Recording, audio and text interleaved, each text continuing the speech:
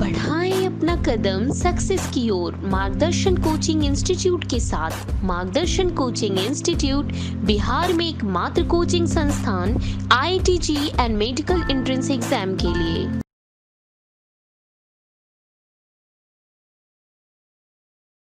Dear student of class 12, हम लोग last class में स्ट्रेट लाइन का थ्योरी पढ़े थे। ठीक है, इस क्लास में हम लोग कुछ क्वेश्चन प्रैक्टिस करेंगे। ठीक है, तो पूरा फोकस क्वेश्चन प्रैक्टिस पे ही होगा स्ट्रेट लाइन के। चलिए सवाल देखते हैं। 5 सवाल है हमारे पास, जिसमें पहला सवाल है कि सो दैट 2 लाइंस इंटरसेक्ट। तो अगर थ्योरी का बात करें तो इंटरसेक्टिंग लाइन कब होता है? इंटरसेक्टिंग लाइंस कब होता है? अगर आपको याद हो तो कुछ ऐसा बात किए थे। x मतलब ये सिंपल इंटरसेक्शन का बात करना है, तो x minus x1 by A, y minus y1 by B, z minus z1 by C is equal to lambda लिखे थे। तो x क्या आया था? x1 प्लस लैम्डा ए, y क्या आया था? y1 plus lambda B, z क्या आया था? z1 प्लस लैम्डा सी। इसी तरीके से दूसरा था, या मान लीजिए इसको a1 b1 c1 बोल दिया, तो या a1 b1 c1। तो x minus x2 by a2, y minus y2 by b2, z minus z2 by c2। अगर ये म्यू है तो x का वैल्यू क्या होगा? x2 plus mu a2, y का value y2 plus mu b2, z का value z2 plus mu c2। Point of intersection के लिए हम लोग क्या करते हैं? रिपीट करें इस बात को। x कोऑर्डिनेट के बराबर, y के बराबर, z के बराबर। तो यहाँ से क्या आया? x1 plus lambda a1 is equals to x2 plus mu a2। दूसरा y कोऑर्डिनेट के बराबर, इसका y बराबर, तो y1 plus lambda b1 is equals to y2 plus mu b2, z1 plus lambda c1, z2 plus mu c2। ये तीनों equation हो गया। यहाँ लिखे थे सॉल्व एनी 2 इक्वेशन। रिपीट कर रहे थोड़ा सा, solve any 2 equation and find out the value of lambda and mu. ठीक है, if these values of lambda and mu satisfies the third equation, then it intersect, otherwise not,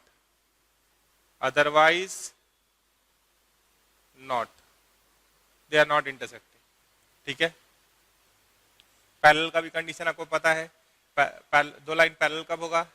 जब parallel vector proportional हो जाए, a1 by a2 बराबर b1 by b2 बराबर c1 by c2। Coinciding के लिए भी है कि भाई प्रोपोर्शनल हो जाए parallel vector, a1 by a2 बराबर b1 बाई b2 बराबर c1 बाई c2। और कॉन्साइडिंग का एक और कंडीशन क्या है कि अगर इस पे x2 y2 z2 आया है तो यहाँ कॉन्साइडिंग का x2 minus x1 by a1, y2 minus y1 by b1, z2 minus z1 by c1, वो इस पे आने वाला पॉइंट इस पे भी आएगा, इस पे आने वाला पॉइंट इस पे भी आएगा। तो कॉन्साइडिंग 2 कंडीशन को सेटिस्फाई करता है, एक पैरेलल वेक्टर प्रोपोर्शनल, दूसरे पे आने वाला पॉइंट पहले पे भी होगा। तो कॉन्साइडिंग सिर्फ अगर पैरेलल वेक्टर प्रोपोर्शनल का कंडीशन सेटिस्फाई करता है और पॉइंट को सेटिस्फाई नहीं करता है तो सिंपल पैरेलल। और पैरेलल और कॉन्साइडिंग को अगर हटा दें, अगर हम ये 3 में से 2 सॉल्व कर लेते हैं और लैम्डा म्यू निकाल के तीसरे में डाल देते हैं, अगर वो थर्ड को सेटिस्फाई कर देगा तो इंटरसेक्ट करेगा, और नहीं तो इस क्यू के पास जाएगा। ठीक है, तो अब हम लोग सवाल पे चलते हैं। ये बात हुआ है, आप लास्ट वीडियो को रिवाइंड करके भी देख सकते हैं। तो अब बिना टाइम वेस्ट किए देखिए, पढ़ाने पे कोई टॉपिक पढ़ाने के बाद लाइव क्लासेस, मतलब अगर आप यहाँ आके पढ़ते तब तो है कि भाई कुछ चीज रिपीट करना कंपल्सन होता है, कि आप सुने कि छोड़ दिए, ध्यान से नहीं सुने। लेकिन वीडियो में क्या फायदा है कि भाई अगर आपका कोई चीज स्किप भी हुआ सुनने के दौरान, एक बार वीडियो देखने के दौरान, तो आप उसको रिवाइंड करके देख सकते हैं। ये बहुत बड़ा प्लस पॉइंट है जो हम महसूस कर पा रहे हैं। लाख नेगेटिविटी होगा चीज आसपास के माहौल में, लेकिन एक चीज इसमें अच्छाई यही है कि जैसे जब भी मान लीजिए 13-14 साल से जब से स्टूडेंट को पढ़ा रहे हैं, तो एक बार कोई भी चीज सुनने के बाद या 2 बार सुनने, मान लीजिए कभी भी क्लास में से स्टूडेंट 60%, 50%, 40% यही लेके जाता है।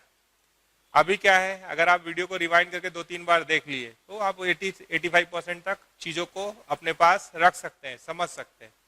तो वो इंटायरली डिपेंड्स, आप पे ज्यादा डिपेंडेंट हो गया, हमारा काम और कम हो गया। ठीक है, तो हम पहला सवाल बनाने जा रहे हैं। तो क्या है कि so that two lines intersect, मतलब जो पहला और इससे जो लैम्डा और म्यू निकालेंगे उसको थर्ड इक्वेशन सेटिस्फाई करेगा। तो हम क्वेश्चन नंबर 1 के पास गए। x minus 1/2 y minus 2/3 z minus 3/4 is equal to lambda मान लिए।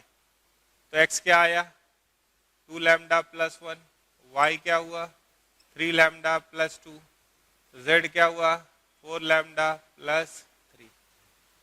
दूसरे लाइन पे गए तो कैसे लिखेंगे, x minus 4/5 y minus 1/2 z है, ये क्या है z minus 0/1 is equal to mu मान लिए। अलग अलग आर्बिटरी कांस्टेंट मानेंगे, अलग अलग लाइन है। तो x क्या आया 5 लैम्डा प्लस 4, नहीं लैम्डा नहीं है वहाँ क्या है म्यू। y क्या आया 2 म्यू प्लस 1, z क्या आया म्यू। तो हम जाना चाहते हैं पॉइंट ऑफ इंटरसेक्शन के पास। तो corresponding x coordinate are equal, corresponding y coordinate are equal, corresponding z coordinate are equal. तो यहाँ से आया 2 लैम्डा प्लस 1 बराबर 5 म्यू प्लस 4। तो इसको क्या लिख सकते हैं 2 lambda minus 5 mu is equal to 3, एक नंबर। दूसरा इक्वेशन लिख 3 लैम्डा प्लस 2 बराबर 2 म्यू प्लस 1। तो 3 लैम्डा माइनस 2 म्यू बराबर -1। तीसरा equation 4 lambda plus 3 is equal to mu, यानी 4 lambda minus mu plus 3 is equal to 0, ऐसे भी लिख सकते हैं। ये तीसरा, अगर इसको इधर ही रखिएगा, इधर ही लाइएगा तो +1 बराबर 0। इसको अगर इधर ही रखिएगा ऐसे लिख सकते हैं -3 इज इक्वल टू 0। दूसरा क्या है 3 lambda minus 2 mu plus 1 is equal to 0। Cross multiplication method का नाम सुने आप, लैम्डा बाई, इसको छुपाइए, -5 3 बार माइनस तो माइनस रहेगा, 3 2 जा 6 म्यू बाई, तो हम माइनस म्यू नहीं लिखे, इधर से नहीं आएंगे, यहां से आएंगे, -9 -2 1 बाई, इसको छुपाइए, -4 प्लस 15, माइनस प्लस 15। ये क्या आ रहा है लैम्डा इज इक्वल टू -11, ये दोनों को बराबर कीजिए, -11/11 -1, म्यू बराबर -11/11 -1। देखिए थर्ड इक्वेशन में आइए, 4 इंटू -1 माइनस +1 प्लस 3 बराबर 0 आ रहा है, तो सेटिस्फाई कर रहा है। तो वो इंटरसेक्टिंग लाइन है, दे आर इंटरसेक्टिंग, ये शो कर दिए। ठीक है, अब पॉइंट ऑफ इंटरसेक्शन का बात करना है।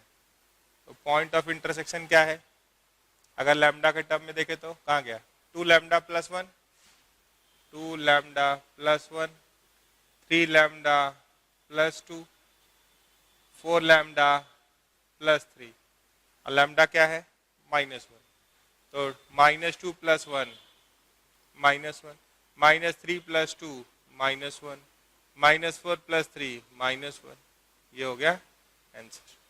ठीक है, तो ऐसे हम लोग चलते हैं। क्वेश्चन नंबर 2 को देखिए।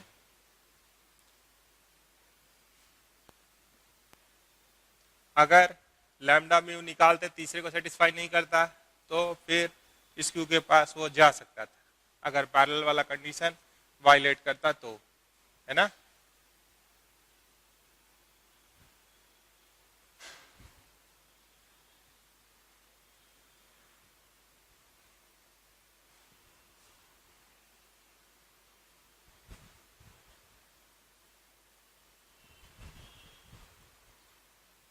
क्वेश्चन नंबर 2 है आपके पास, find the coordinate of those points on the line x minus 1/2। ठीक है, तो लाइन का इक्वेशन लिख लीजिए। क्वेश्चन नंबर 2 के पास जा रहे हैं, x minus 1/2, y plus 2/3, z plus 3/6, which is at a distance of 3 unit from the point 1 minus 2 3, 1 minus 2 3।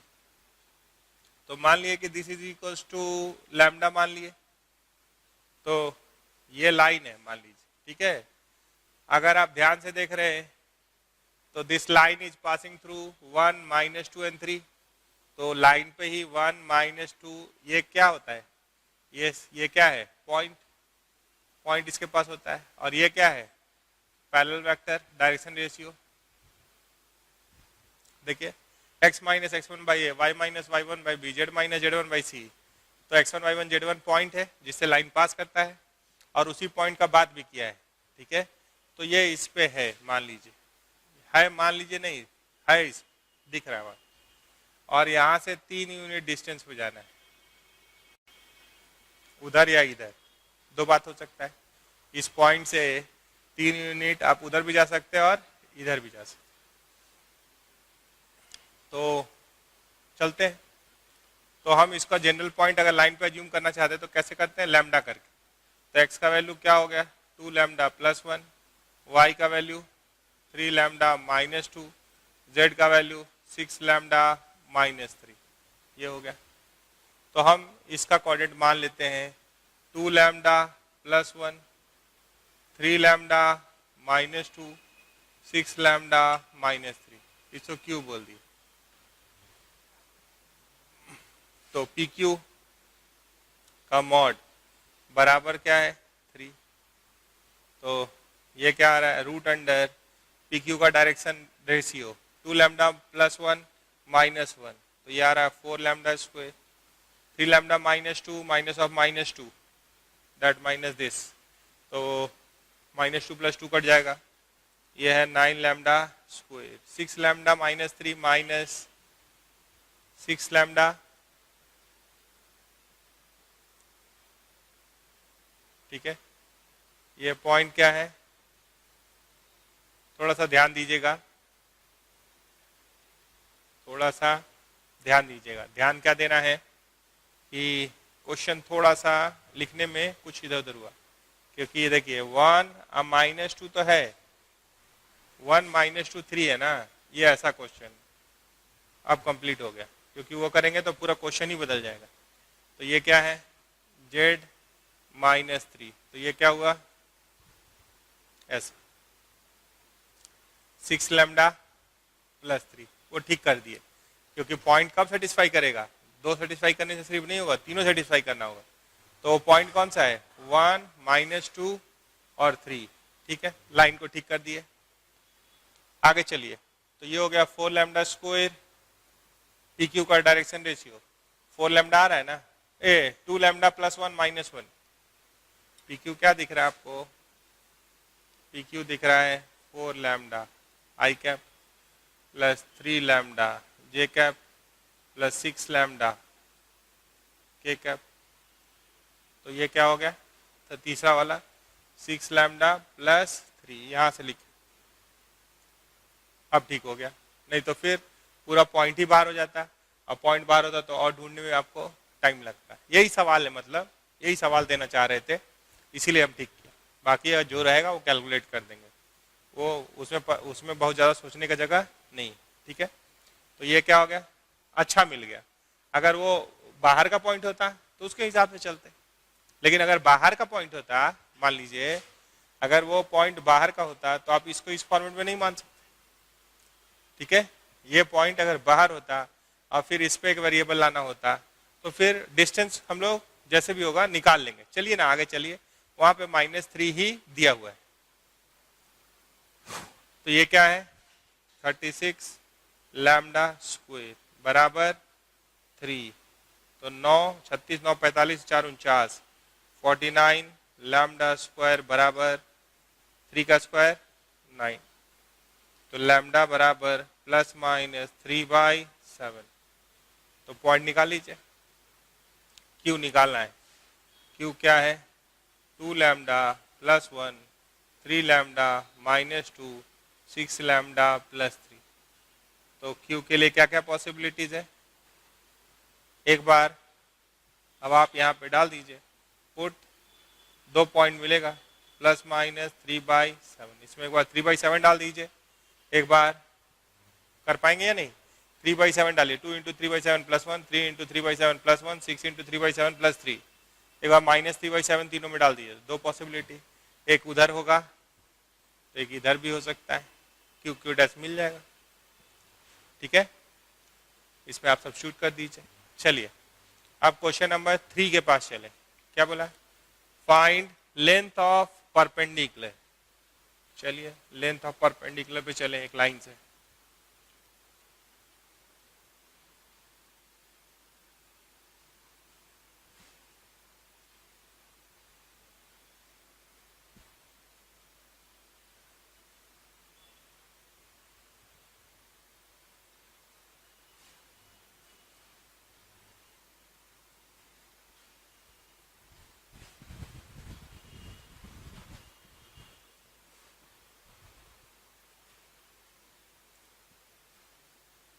देखिए हमारे पास क्वेश्चन नंबर 3 है, find the length of perpendicular from 2 -3 1।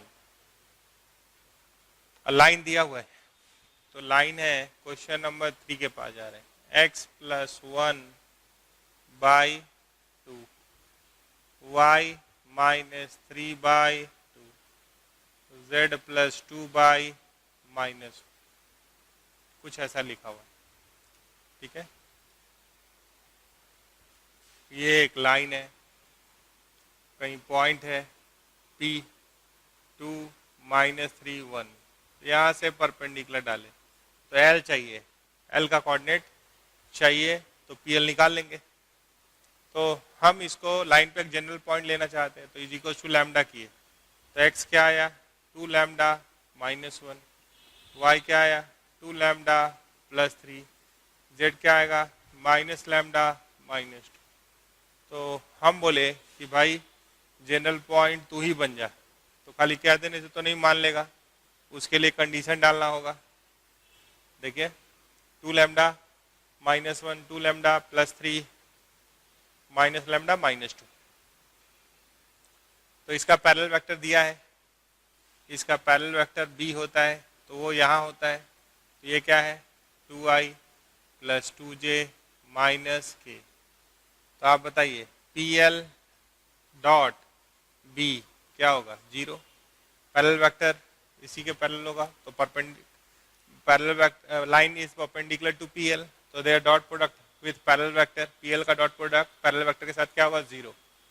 तो PL, तो डायरेक्शन रेशियो ऑफ PL क्या दिख रहा है, PL को आप क्या लिख सकते हैं यहाँ से, देखिए PL 2 lambda -1 -2 -3i cap plus 2 lambda +3 +6 +3 +3, तो +6 j कैप -λ -2 -3, तो -λ +3 k कैप -λ -2 -k कैप। तो ऐसा दिख रहा है, तो ये हो गया 2 लैम्डा -3 डॉट, तो ये 2 हो गया प्लस 2 लैम्डा +6 × 2 प्लस नहीं माइनस माइनस वो माइनस और ये माइनस प्लस लैम्डा प्लस 3 बराबर 0। तो 2 1 3 2 नहीं 2 गुना 2 4 2 गुना 2 4 4 4 8 और 1 9 तो 9 लैम्डा माइनस 6 प्लस 12 6 प्लस 3 9 तो लैम्डा बराबर कितना आ रहा है -1। तो आप बताइए एल क्या हो जाएगा। Coordinate of L is 2 lambda -1 2 lambda plus 3 और माइनस लैम्डा -2 आया मान लीजिए। तो -1 यहाँ डालें तो ये हो गया -3 -1 यहाँ डालें तो ये हो गया 3 -2 1 माइनस माइनस प्लस 1 1 -2 -1। ये पॉइंट बन चुका है -3 1 -1। तो मॉड ऑफ PL निकालना है √2 माइनस ऑफ -3 प्लस 5 हो गया 5 का स्क्वायर 25 -3 -1 -4 का स्क्वायर 16 1 माइनस ऑफ -1 2 2 का स्क्वायर 4 16 4 20 20 और 25 तो √45 ना तो 9 5 या 45 होता है तो 3√5 यूनिट लिख दीजिए। ठीक है। क्वेश्चन नंबर 4 देखिए। Find the image of the point 163 in the line दिया हुआ है। चलिए क्वेश्चन नंबर 4 के पास चले।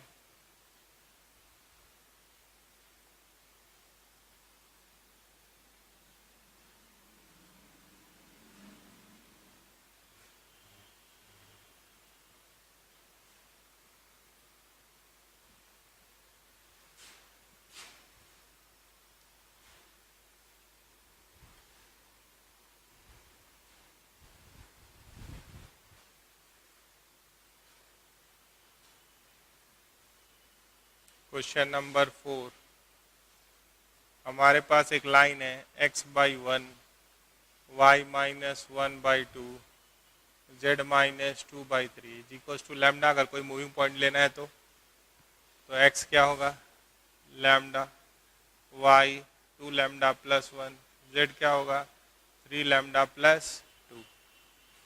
तो ये लाइन है मान लीजिए यहाँ कहीं पॉइंट मान लीजिए 163 इसका मिरर इमेज। तो object distance is equal to image distance तो इसको बोल दिया अल्फा बीटा गामा। तो ये फाइंड करना होगा। ठीक है। तो हम इस पॉइंट का एजम्पशन कर रहे हैं ये क्या है lambda 2 lambda plus 1 3 lambda plus 2 ये P है ये फुट ऑफ परपेंडिकुलर। तो हम पहले जैसे L निकाले थे वैसे L निकाल लेते हैं फिर मिड पॉइंट फार्मूला लगा लेंगे। ठीक है। ये दोनों क्या होता है बराबर अलोंग नॉर्मल होता है। ठीक है। तो अगर पैरेलल वेक्टर बोले B तो क्या होगा I x y z का कोफिशिएंट 1 है हाँ है तो ठीक है I plus 2j plus 3k।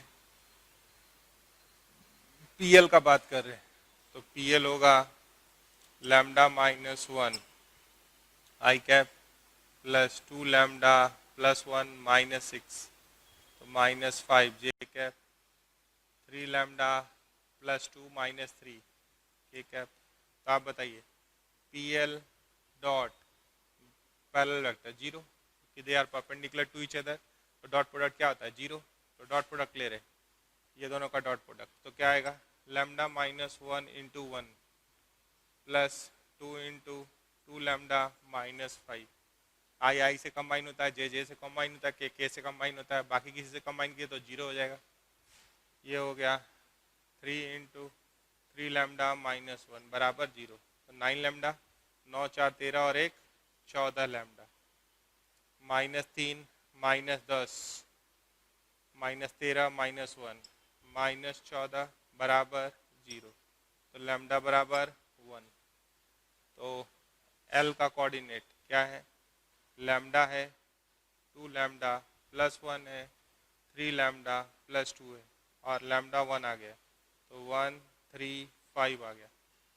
तो सोचिए कि ये कोऑर्डिनेट आ गया 1 3 5, तो हमको अल्फा निकालना है। तो आप बताइए, ये मिड पॉइंट है, ये दोनों बराबर है, तो मिड पॉइंट फार्मूला, तो अल्फा प्लस 1 वहाँ से यहाँ से बाई 2 बराबर 1, तो अल्फा बराबर क्या हो गया 1, बीटा प्लस 6 बाई 2 बराबर 3, तो बीटा बराबर 0, गामा प्लस 3 बाई 2 बराबर 5, तो 10 माइनस 7, 10 माइनस 3 7, तो यह पॉइंट क्या हो गया 107, टिक मार दीजिए आंसर। ठीक है, इमेज ऐसे निकालते हैं। क्वेश्चन नंबर 5 को देखिए, find the shortest distance between the lines, दो लाइन दिया हुआ है और शॉर्टेस्ट डिस्टेंस बात कर रहा है, तो आप मान के चलिए कि वो स्क्यू लाइन में ऐसा सवाल देगा। हाँ, अगर आपको चेक करना है कि वो लाइन स्क्यू है कि नहीं है, तब तो वो मेथड आपको बताएं। पहला, parallel condition, parallel vector proportional नहीं होना चाहिए, पहला कंडीशन। दूसरा, पैरेलल वेक्टर प्रोपोर्शनल नहीं होगा, ठीक है, तो वो कहाँ गया, वो कहाँ गया, या तो सिंपल इंटरसेक्शन के पास आएगा या स्क्यू के पास जाएगा। सिंपल इंटरसेक्शन का क्या कंडीशन है कि पॉइंट ऑफ इंटरसेक्शन निकालने के लिए जाइए लैम्डा और म्यू के टर्म में, 2 से लैम्डा और म्यू निकालिए, अगर तीसरे को सेटिस्फाई करता है तो सिंपल इंटरसेक्शन होगा, अदरवाइज स्क्यू।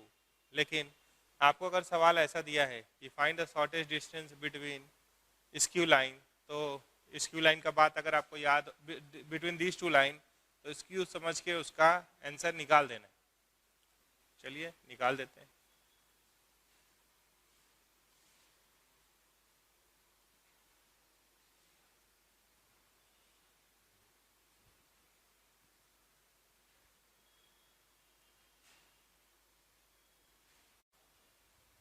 क्वेश्चन नंबर 5, हमारे पास है vector r is equals to 4i minus J plus lambda times I cap plus 2j cap minus 3k cap. Data को ठीक से कॉपी करना है? और दूसरा लाइन है r is equals to i minus J plus 2k plus mu times 2i plus 4j minus 5k। तो अगर आप ध्यान से देखेंगे ये दोनों चीज़ों को, तो हम आपको बोले थे distance between two skew line क्या होता है, दोनों लाइन पे एक पॉइंट पता होता है, ए पॉइंट ए और पॉइंट बी। पॉइंट ए और पॉइंट बी पता है, तो shortest distance between two skew line होता है ए बी का projection along common normal. A B का प्रोजेक्शन क्या बोले थे, इधर लिख देते हैं, shortest distance, shortest distance between two skew line. ये पढ़ाएं आपको लास्ट क्लास में, टू स्क्यू लाइंस।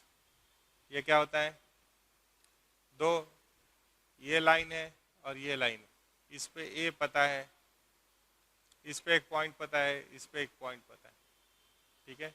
ये दोनों का कॉमन नॉर्मल, ये दोनों का कॉमन नॉर्मल के अलोंग प्रोजेक्शन लेना है। किसका, ये डी होता है A B dot N cap, और एन कैप क्या होता है, parallel vector P1 cross P2 common normal के अलोंग यूनिट वेक्टर।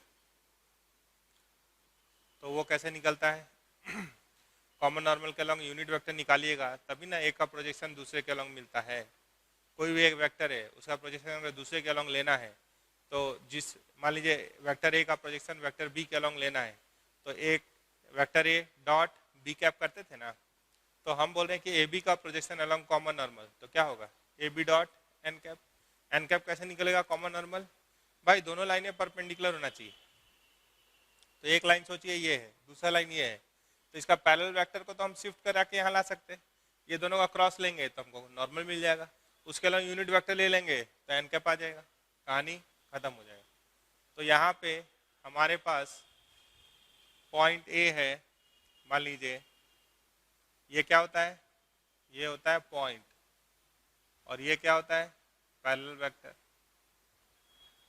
ठीक है, तो अगर मान लीजिए ए का बात करें तो ए का कोऑर्डिनेट क्या हुआ, 4 -1 0, बी का कोऑर्डिनेट 1 -1 2। अगर हम पैरेलल वेक्टर बोले P1 पहला लाइन का, तो क्या आया, I 2j -3k। P2 का बात करें तो क्या आएगा, पैरेलल वेक्टर इसका 2i 4j 5k। ठीक है, तो हम निकालेंगे P1 क्रॉस P2, पहले निकालें तो ये कैसे निकलेगा, I j k 1 2 -3 2 4 -1, तो I कैप इंटू ये हो गया -10, लिख लीजिए, माइनस माइनस प्लस 12 माइनस जे कैप -5 प्लस 6 प्लस के कैप 4 -4 0। ये क्या आ रहा है, 2i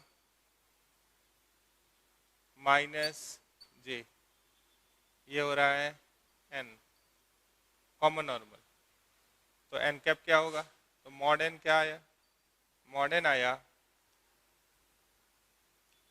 √5, तो n कैप क्या हुआ, 2i माइनस जे बाई √5। ठीक है, ए बी क्या हुआ, ए बी को क्या लिख सकते हैं, और मन करे तो आप यहाँ पे एक मॉड लगा सकते, का है कभी अगर डिस्टेंस तो कभी नेगेटिव नहीं हो सकता। हाँ, तो ए बी क्या आया, 4 माइनस, ये फाइनल है 1 -4, तो -3i माइनस माइनस, तो ये जे कट जाएगा, और ये क्या हो जाएगा 2 -0 प्लस 2k, तो d बराबर A B dot N cap होता है, तो ए बी है -3i प्लस जे नहीं है k है dot 2i minus J by √5, तो आई से मिलता है, जे से मिलता है, तो खाली आई ही है ना, तो ये आ रहा है, इस पे एक मॉड लगा दी, तो ये क्या हुआ -6 बाई √5 का मॉड, के जब आई से मिलेगा, के जब जे से मिलेगा तो 0 ही हो जाएगा, जे जब के से मिलेगा तो 0 ही हो जाएगा, तो डी पॉजिटिव ही होता है, तो डी बराबर क्या आ गया 6 बाई √5 यूनिट, बाकी जोड़ घटाओ आप देख सकते हैं। ठीक है, तो ऐसे सवाल बनता है, इसको मिटा देते हैं। चलिए अब हम लोग सवाल बनाएंगे L -5m plus 3n is equals to 0 है, दो इक्वेशन दिया हुआ है। ठीक है, तो ऐसे सवाल को चाहे 6 हो चाहे 7 हो, बनाने का तरीका यही है कि वेरिएबल को कम कीजिए, मतलब यहाँ से L या M या N कुछ भी एक निकाल के, मान लीजिए अगर हम L का ही वैल्यू देखें तो यहाँ से क्या आ रहा है 5m -3n, ये हो गया एक नंबर, इसको इक्वेशन 2 में डालेंगे तो इक्वेशन 2 क्या दिख रहा है 7l² plus 5m² -3n² is equals to 0। ठीक है, तो इसी के पास दोनों का डायरेक्शन कोसाइन है, इसी के पास दोनों का डायरेक्शन कोसाइन है, तो ये वैल्यू डाल दीजिए, तो L का वैल्यू क्या आया 5m -3n का होल स्क्वायर, तो 25m² plus 9n² 2mn, 2 first term into second term, 5 गुना 3 15 गुना 2 30 mn, ये हो गया प्लस 5m² -3n² बराबर 0। तो यहाँ पे एक रिलेशन मिल जाएगा m और n में, तो उसे क्वाड्रेटिक दिखाई देगा, वो देखिए कौन सा क्वाड्रेटिक है, ये हो गया 5 गुना 7 35, 5 गुना 7 गुना 2 14 और 1 15, 155 नहीं, 7 5 या 35, 3 7 2 या 14 और 3 70 175 m स्क्वायर, 9 7 या 63 n square minus 210 mn plus 5 m square minus 3 n square बराबर 0। तो 175 प्लस 5 ये 180 दिख रहा है m स्क्वायर माइनस 210 mn और ये दिख रहा है 60 n स्क्वायर। ठीक है, तो यहाँ पे आप मिडिल टर्म अगर फैक्टराइज करेंगे तो m और n में दो रिलेशन आ सकता है। देखिए कुछ पहले कॉमन है, क्या कॉमन ले सकते हैं? 30 कॉमन ले सकते हैं, पूरा पूरा 60 नहीं ले सकते, तो 30 कॉमन ले लिए, तो ये क्या हो गया 6m square minus 7 mn plus 2n square 2n square बराबर 0। तो इसको मिडिल टर्म फैक्टराइज कर सकते हैं, तो m और n में एक रिलेशन निकाल लेते हैं। ये क्या हो गया, इसको आप तोड़ सकते हैं, 6m स्क्वायर 6 इंटू 2 12 है ना, 6 इंटू 2 क्या हो गया 12, तो 4 और 3 4 3 या 12, तो हम इसको लिख सकते हैं 4mn minus 3mn plus 2n square बराबर 0।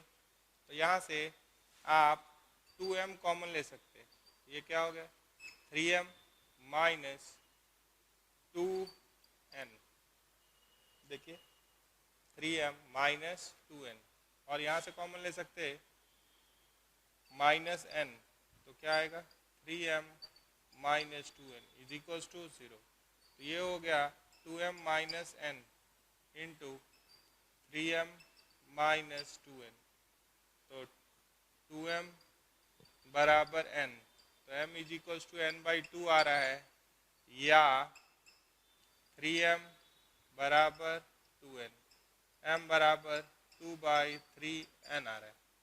ये दो बात आ रहा है, दो केस आ रहा है।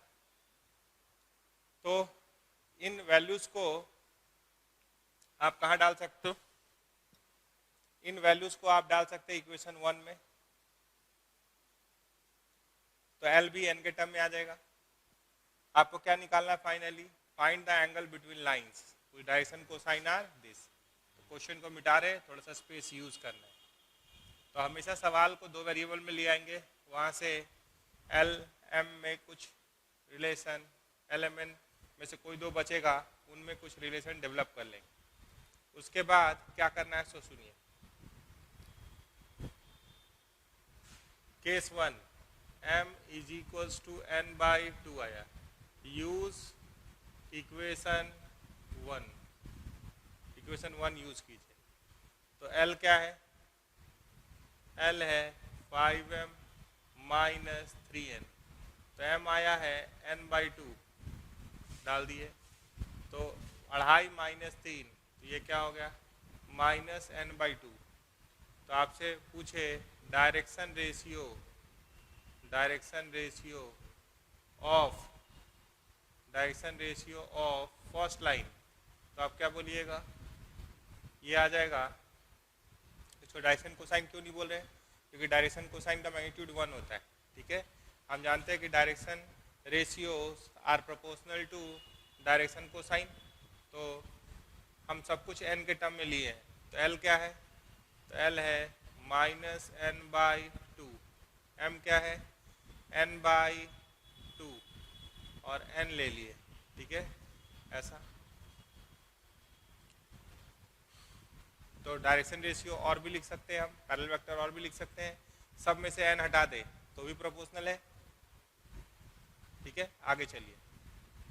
केस 2 m बराबर 2 बाई 3n, यूज इक्वेशन 1, तो l is equals to 5m minus 3n, तो ये क्या हुआ 5 गुना 2 10 बटा 3n माइनस 3n। ठीक है, तो 10 माइनस 9, तो ये हो रहा है n बाई 3। तो direction ratio of second line क्या लिख सकते हैं, और उसको एडिट करेंगे, L हो गया n/3, M हो गया 2/3n और n को n रहने दीजिए। ठीक है, तो हम लोग पैरेलल वेक्टर क्या क्या लिख सकते हैं, यहाँ तक पहुँच गए। तो हमेशा सवाल को दो वेरिएबल में ले जाना है, उसमें रिलेट कर लेना है। मतलब किसमें रिलेट कर लेना है, LM या तो रेशियो में देख लीजिए तो रिलेट कर लेना है। ठीक है, ऐसे चलना है। अब क्या करना है, एक लाइन और सुनिए, ये क्वेश्चन थोड़ा लेंदी दिखता है क्योंकि इसमें क्वालिटी का भी कॉन्सेप्ट चेक हो जाता है।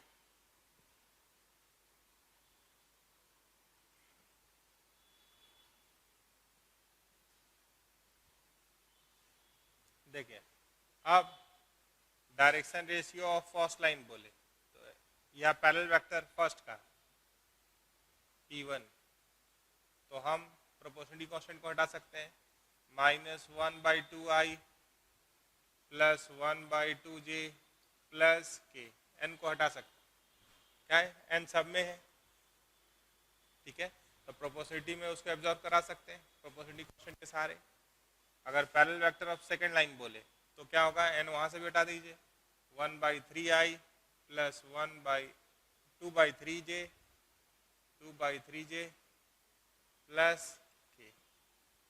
तो cos थीटा चाहिए, एंगल बिटवीन टू लाइन चाहिए, तो क्या होगा ये P1 dot P2 by mod P1 mod P2, ये क्या आ गया -1/6 plus 2/6 plus 1 divide by root under 1/4 1/4 1 root under 1/9 plus 4/9 plus 1, तो ये हो गया 2/6 माइनस 1/6 1/6 1/6 प्लस 1 7/6 और 4 का स्क्वायर रूट 2 यहाँ 3, तो ये 6 बाहर आ जाएगा, 4 और 2 6 रूट 6,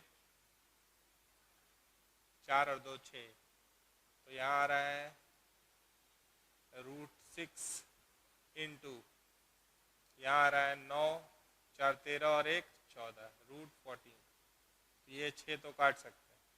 ठीक है, ये आ गया 7/7 भी काट सकते। ठीक है, 7/14 इंटू 6 84 हो रहा है ना, 84, तो 2 4 42 2 21, तो 2√21 लिख सकते हैं, तो फिर तो हटाना ही होगा, तो ये 7/√84 आ रहा है। आप इसको रेशनलाइज करना चाहते हैं तो रेशनलाइज कर लीजिए। ठीक है, तो इसको क्या लिख, इसको रेशनलाइज कर सकते हैं ना, 7/2√21 2√21, तो ये दिख रहा है 7√7/2√3, तो यहाँ √3 से गुना कर दीजिए, तो क्या लिख सकते हैं √21/6, जो करना है कर लीजिए, यहाँ तक समझ में आना चाहिए। ठीक है, क्वेश्चन नंबर 7 देखिए, क्वेश्चन नंबर 7,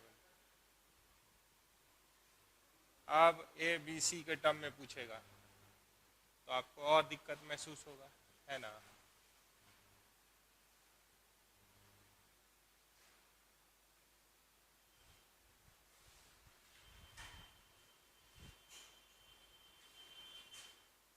देखिए, एक पार्ट हम बना देते हैं, एक पार्ट आप ट्राई करेंगे तभी वो परफेक्ट होगा।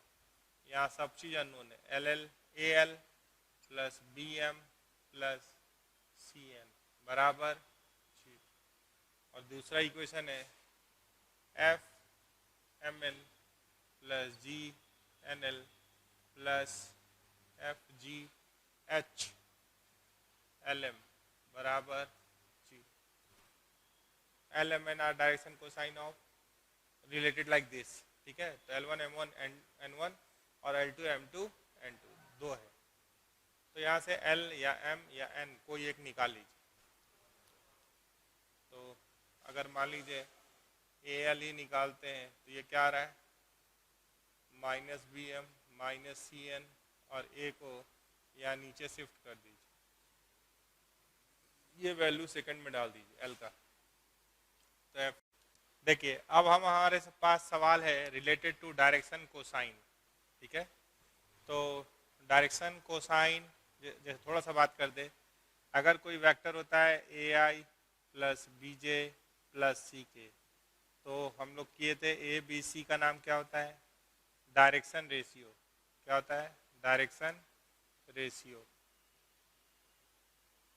मान लीजिए ये वेक्टर पी है ऑफ वेक्टर पी, अगर मॉड पी निकालिएगा तो क्या होता है, root under a square plus b square plus c square.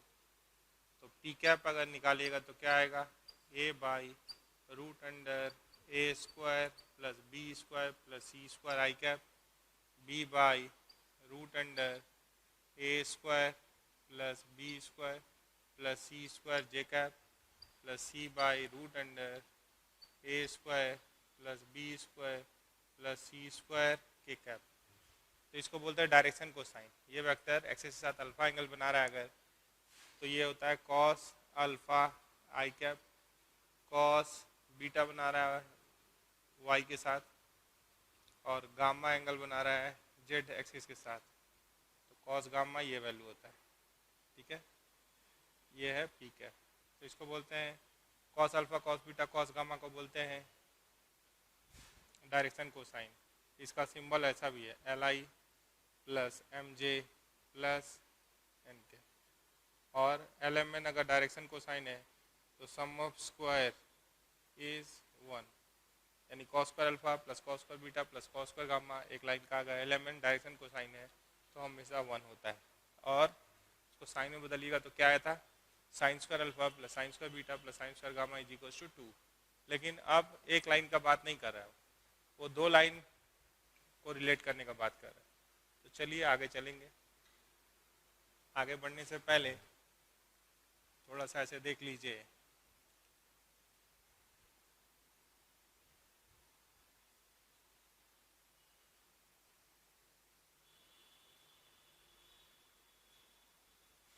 ध्यान से अगर देखिए तो पहला पॉइंट है direction ratio. Direction ratio is proportional to direction cosine, ये आप जानते हैं, ठीक है। सबको मॉड से डिवाइड किए तो डायरेक्शन कोसाइन में बदला, प्रोपोर्शनलिटी कांस्टेंट को अगर हटा दिया जाए तो डायरेक्शन रेशियो का काम वो कर सकता है वो, ठीक है। तो डायरेक्शन रेशियो और डायरेक्शन कोसाइन क्या होता है, प्रोपोर्शनल होता है। और अगर मान लीजिए कि एक का direction cosine L1 M1 N1 है और दूसरे का L2 M2 N2 है, ठीक है, तो हो सकता है कि हमको पैरेलल वेक्टर भी अगर इसका एंगल बिटवीन देम बोलिएगा तो ये क्या होगा, कॉस थीटा बराबर दे डॉट प्रोडक्ट, ये L1 L2 plus M1 M2 plus N1 N2 होगा divide by root under L1 square M1 square N1 square, तो 1 होगा ये, और root under L2 square plus M2 square plus N2 square, ये भी 1 होगा। तो ये इसके एंगल निकालने के लिए अगर डायरेक्शन कोसाइन निकल जाए तो L1 L2 plus M1 M2 plus N1 N2 होगा एंगल निकालने के लिए। लेकिन अगर पैरेलल वेक्टर मिलता है, ठीक है, तो angle between 2 line is same as angle between their parallel vector. मान लीजिए लाइन 1 का पैरेलल वेक्टर P1 अगर ऐसे मिलता है AI plus BJ plus CK, और दूसरा का पैरेलल वेक्टर मिलता है, आप जानते हैं कि direction cosine are proportional to direction ratio, तो यहाँ से भी मिल सकता है A' I प्लस B' या A1I B1J C1K। तो angle between this two parallel vector is same as angle between lines, तो ये क्या होगा A1 plus B1 plus C1 divided by root under A square B square C square A1 square B1 square C1 square, इसे निकलेगा तो ये काम करेगा। हाँ, LMN 3 अननोन दिख रहा है, 2 इक्वेशन दिख रहा है, तो दोनों को मिला के सॉल्व करेंगे तो कैसे सॉल्व करते, ये आपको यहाँ सिखाएंगे। ये क्वेश्चन बहुत इम्पॉर्टेंट है मेन के पॉइंट ऑफ व्यू से। जेई मेन के हिसाब से इसको ट्रिपल स्टार मिला हुआ है और इसको जेई एडवांस के हिसाब से ट्रिपल स्टार मिला हुआ है। अगर ये दोनों बना लिए तो इस टाइप का जब भी सवाल आपको मिलेगा तो आप कर लेंगे, ठीक है। तो इसमें कुछ बेसिक्स बातों का ध्यान रखना है। क्या है सो देखिए,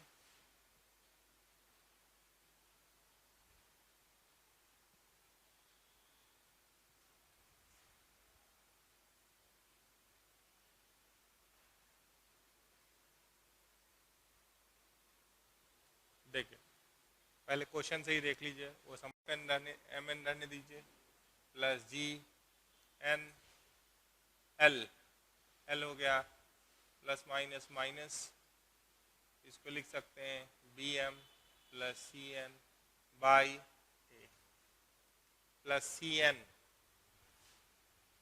अच्छा प्लस एच एम, तो यहाँ भी एल है तो प्लस माइनस ये क्या हुआ माइनस, ये वाला माइनस बाहर निकाल दिया, तो ये हो गया b M plus C N by a बराबर 0। एक बेकार सा इक्वेशन दिख रहा है लेकिन इसको सिंप्लीफाई कीजिए तो ये क्या हो गया a F M n minus b g m n minus g c n square minus h m h b, h और एन ठीक से लिखिएगा m square plus c h नहीं plus minus minus c h m n बराबर 0। ये सिर्फ इसके साथ गया। तो अगर आप सबको उधर भेज देंगे तो ये क्या दिख रहा है B H M square, M square का एक ही टर्म है और एन स्क्वायर का भी एक ही term, b H M square और ये क्या है एन स्क्वायर का टर्म क्या है, सबको उधर भेज दिए प्लस जी सी एन स्क्वायर बराबर 0। अच्छा एम एन का टर्म बहुत सारा है तो एम एन उधर गया तो ये सी एच माइनस कहाँ गया एम एन और ये तो प्लस उधर गया ये भी है plus B G minus A F M N. तो टोटल 6 टर्म था कि 5 था, 3 2 5, 3 यहाँ है 2 यहाँ है, तो एम और एन के टर्म में एक क्वाड्रेटिक दिखाई दे रहा है, ठीक है।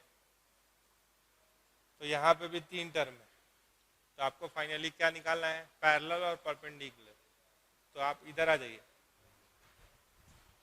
आप सोचिए कि पैरेलल का अगर बात करें, ठीक है पैरेलल का बात करें तो L1 M1 N1 पहला का डायरेक्शन कोसाइन, दूसरा का L2 M2 N2, तो पैरेलल अगर होगा तो L1 बाई L2 बराबर क्या होगा M1 बाई M2 बराबर N1 बाई N2। और आप जानते हैं कि अगर पैरेलल वेक्टर भी मिलेगा, मान लीजिए कि अगर P भी मिल जाता ऐसा A1I plus B1J plus C1K और दूसरा का पैरेलल वेक्टर P2 मिल जाता A2I plus B2J plus C2K, तो पैरेलल का क्या कंडीशन है, पैरेलल का कंडीशन है कि A1 बाई A2 बराबर B1 बाई B2 बराबर C1 बाई C2। तो यहाँ से क्या मिल सकता है L और M का रेशियो, तो 2 रूट होगा L1 M1, L1 by M मान लीजिए MN में आ गया तो M अगर हम n स्क्वायर से डिवाइड कर दें, डिवाइड बाई n स्क्वायर अगर कर दें तो क्या हो सकता है डिवाइड बाई n स्क्वायर, तो ये क्वाड्रेटिक इन टर्म्स ऑफ क्या हो जाएगा देखिए m स्क्वायर बाई या m माइनस n का होल स्क्वायर, तो यहाँ से मिल सकता है 2 रूट M1 बाई N1 और M2 बाई N2, तो sum of root product of root आ सकता है। तो देखिए क्या आ रहा है, तो अगर ये बराबर है, देखिए ये अगर बराबर है तो क्या चाहिए L1 M2 बराबर L2 M1 होगा। यहाँ पे क्या है ध्यान से देखिए m1 और n1, तो m1 बाई n, अगर इसको ध्यान से देख रहे हैं तो m1 by n1 is equals to m2 by n2 होगा। पैरेलल क्या कंडीशन होगा, दे आर प्रोपोर्शनल, तो वहां से क्या रहा है m1 by n1 is equals to m2 by, यहाँ देखिए m1 by n1 is equals to m2 by n2, तो ऐसे लिख सकते हैं। तो पैरेलल के लिए अगर बात कीजिएगा तो इसका d क्या होगा, 0। देखिए ये क्या हो गया, BH plus CH plus BG minus AF, यहाँ लिख देंगे m by n plus GC बराबर 0। तो पैरेलल के लिए क्या कंडीशन आएगा कि इसका d 0 होगा। क्यों, अगर वहां से देख रहे हैं तो इसका 2 रूट है, वहां से अगर देख रहे हैं तो इसका 2 रूट है। यहाँ देखिए m1 बाई n1 और m2 बाई n2 2 रूट है। यहाँ से देखिए अगर पैरेलल दिया है तो ये दोनों बराबर है, ये दोनों बराबर है। तो यहाँ से क्या बराबर आ रहा है, m1 बाई m2 बराबर n1 बाई n2, इसको नीचे भेज दीजिए, तो m1 by n1 is equals to m2 by n2, तो रूट्स आर इक्वल, पैरेलल मतलब रूट्स आर इक्वल, तो इसका d क्या कर देंगे, 0। तो ये क्या आ जाएगा, CH plus BG minus AF का स्क्वायर माइनस 4BHGC बराबर 0। तो जैसे आप इसका d 0 कर सकते हैं तो यहाँ प्लस माइनस डाल सकते हैं, यहाँ पे क्या डाल सकते हैं, प्लस माइनस, और इसको फैला भी सकते हैं। इसको जब फैला देंगे तो ये मिल जाएगा, इसको जब आप एक्सपेंड कर देंगे तो ये मिल जाएगा। देखिए a square f square b square g square c square h square, ठीक है। और यहाँ पे क्या है, BHGC, तो यहाँ पे भी 2AB 2BC 2CA आएगा। तो ये जब 4 टाइम्स आएगा, ये जब 2 टाइम्स आएगा, ये माइनस से घटेगा, तो ये आ रहा है ना, ये वाला कंडीशन आ रहा है ना, देख लीजिए। इसको फैलाइए, इसको आप एक्सपेंड कीजिए, वो आ जाएगा। परपेंडिकुलर के लिए फिर लिख देंगे, तो हम यहाँ लिख दे रहे हैं पैरेलल के लिए एक कांस्टेंट हम ला दे रहे हैं। देखिएगा कैसे, अगर आपको ये प्लस माइनस वाले से डर लग रहा है तो आप यहाँ चलिए, नहीं तो आप 2 बार ला सकते हैं, m और n में कंडीशन ला सकते हैं तो l और m में भी ला सकते हैं। 2 इक्वेशन है ना यहाँ पे, L1 बाई L2 बराबर m1 by m2 is equal to n1 by n2। तो वहाँ पे अगर उसको एक्सपेंड कर रहे हैं तो क्या मिल रहा है, c square h square plus b square g square plus a square f square plus 2CHBG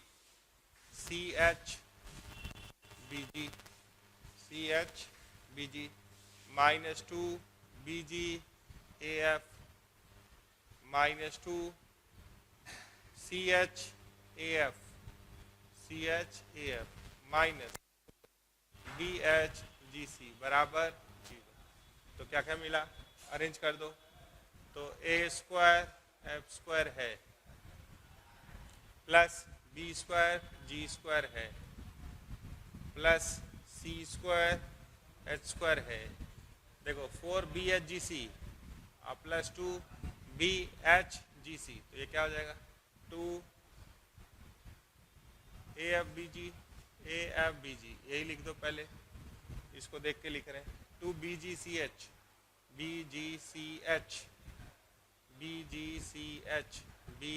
BGCH यहाँ है घटाओ, तो -4 प्लस 2, तो BGCF, ठीक से लिखना, BGCH इसको देख के लिख रहे हैं BGCH, और क्या बचा, 2ACHF बराबर 0, ACHF, तो आ गया। अगर ये रूट वाला चाहिए तो आप यहाँ से जब स्क्वायर करेंगे जब यहाँ से स्क्वायर इसको उधर भेज दीजिए, स्क्वायर रूट ले लीजिए, स्क्वायर रूट ले लीजिए तो इसका वैल्यू मिलेगा। ऐसे ही आप कितना m और n में, l और m में और n और l में तीन कंडीशन 3 बार ऐसे लिखेंगे तो 3 कांस्टेंट आ जाएगा, तीनों को जोड़िएगा तो 0 आ जाएगा। ठीक है, प्लस माइनस करके लिख लीजिए और इसको जोड़ लीजिए तो वो वैल्यू आ जाएगा। हाँ, परपेंडिकुलर के लिए अगर बोल रहे हैं तो परपेंडिकुलर के लिए हम कौन सा कांस्टेंट लेंगे? अगर यहाँ पे पैरेलल कंडीशन नहीं बोलते, इसको हटा रहे,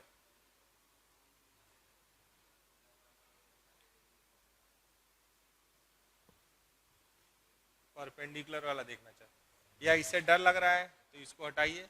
आप ये समझ गए, पहले उतना ही रखिए और ये अब लाना चाहते, चलिए परपेंडिकुलर पे आना चाहते, यहाँ तक तो पहुँच गए m और n में। तो अगर एक का direction cosine L1 M1 N1 है और दूसरे का direction cosine L2 M2 N2 है, तो हम अगर परपेंडिकुलर का बात करेंगे तो cos 90 0 होता है, तो L1 L2 plus M1 M2 plus N1 N2 को क्या लाना होगा? 0, ये दिखाना होगा। तो यहाँ से क्या मिल सकता है? यहाँ से आपको दो रूट है, दोनों का सम मिल सकता है और प्रोडक्ट मिल सकता है। तो यहाँ पे रूट है M1 by N1 plus M2 by N2, कितना आया? Minus CH plus BG। अगर प्रोडक्ट लेते हैं तो देखिए, अगर प्रोडक्ट लेते हैं तो M1 M2, अगर हम प्रोडक्ट ऑफ रूट लेते हैं, ठीक है, तो M1 M2 को लिख सकते हैं in terms of N1 N2। तो ये कितना आ रहा है? पहले ये भी देख ही लीजिए, CH BG minus AF by BH। और अगर पूछे M1 N1 into product of root M2 N2, तो ये क्या आ रहा है? GC by BH, GC by BH। तो ऐसे हम तीन कंडीशन लिख सकते हैं। M1 M2 N1 N2 में रिलेट हो गया, ठीक है। तो आप फर्दर फिर जैसे M और N में ला सकते, वैसे L और M में भी ला सकते, N और L में भी ला सकते। तो आप इसको लिख सकते हैं और ये बात दिखा सकते हैं, ठीक है।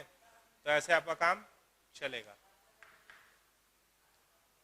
तो एक लाइन और लिख दे रहे हैं, ये जो लाइन है ये लास्ट वाला, इसके हिसाब से देखिए, यहाँ पे F बाई ए देख रहे हैं, G बाई बी देख रहे हैं और H बाई सी देख रहे हैं। तो वहाँ से अगर हम आ रहे हैं तो M1 इंटू M2 बाई, यहाँ कुछ रख सकते हैं और यहाँ क्या लिख सकते हैं? N1 by N2। तो मान लीजिए L के बाद M आता है, तो अगर हम इसके अंदर इसके नीचे G बाई बी को छोड़ दिए, वहाँ से देखिए G बाई बी को छोड़ दिए, यहाँ से G ले गए और यहाँ से B ले गए, तो बाकी क्या बचा? यहाँ लाए तो H बाई सी, यहाँ बच रहा है देखिए H बाई सी। तो ऐसे अगर M और N में लिखे तो ये लिखाया, फिर N और L में लिखेंगे तो एक और लिखाएगा। अब फिर तीनों को लैम्डा करके अगर जोड़ेंगे, तीनों का जोड़ देखेंगे तो क्या हो जाएगा? ये बराबर हो गया, ये बराबर हो गया, और परपेंडिकुलर होता है तो ये 0 होता है। तो हम अगर इसको लैम्डा बोल दिए तो M1 M2 क्या आया? Lambda time G by B. N1 N2 क्या आया? देखिए यहाँ से आप क्या लिख सकते हैं, एक लाइन और मिटा दे रहे हैं, M1 M2 को आप क्या लिख सकते हैं? Lambda G by B. और N1 N2 को क्या लिख सकते हैं? थोड़ा सा इसको मिटा के ही लिख देते हैं,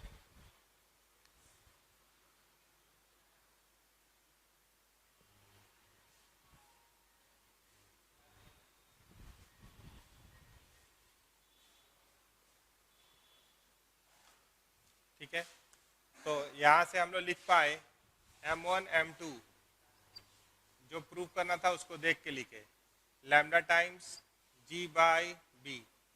N1 N2 lambda times H by C।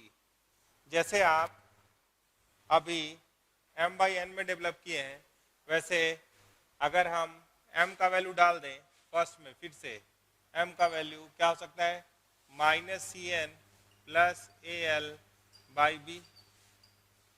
ये सेकंड में अगर सब्स्टिट्यूट कर दें FMN plus GNL plus HLM बराबर 0, इसमें ये वैल्यू डाल देंगे तो किसके टर्म में क्वाड्रेटिक मिल जाएगा, ये क्वाड्रेटिक मिल जाएगा in terms of L, quadratic in terms of L and N। तो हम यहाँ से बात कर पाएंगे L1 L2 बाई, और क्या बात कर पाएंगे, N1 N2। ठीक है, तो N1 N2 के नीचे फिर से H बाई C कर लेंगे ऐसा, तो फिर ये तीनों बराबर हो जाएगा। और ये कंडीशन आप जानते हैं पैरेलल का, वो क्या है, तीनों का जोड़ क्या होता है, 0। ठीक है,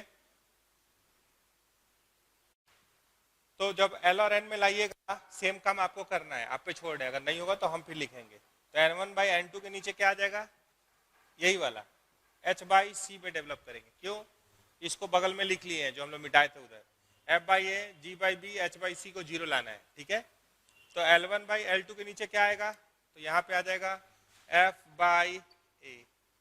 तो इसको देखिए जब आप L और N में लिखे, और इसको देखिए, ये दोनों को देखिए और कंपेयर कर दीजिए।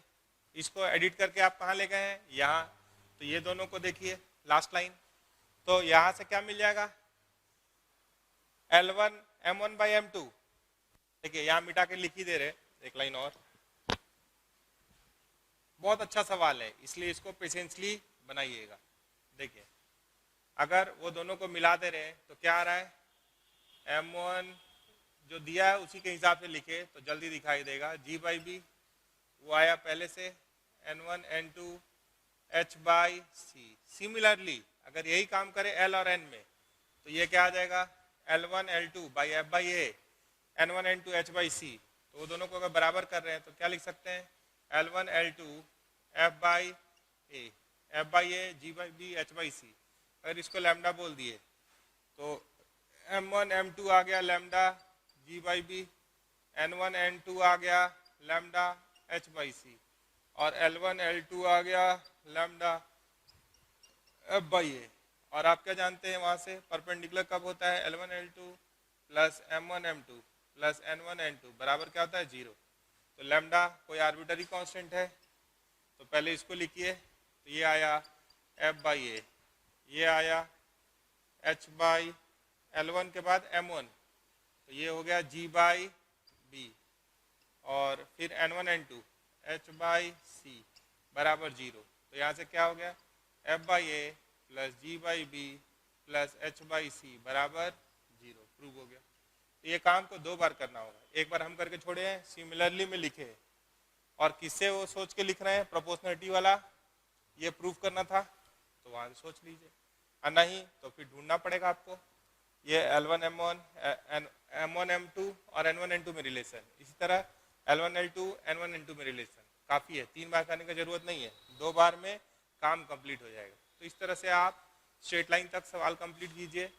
नेक्स्ट क्लास में हम लोग प्लेन में चलेंगे, ठीक है, तो बाकी बात करते हैं नेक्स्ट क्लास में। Thank you.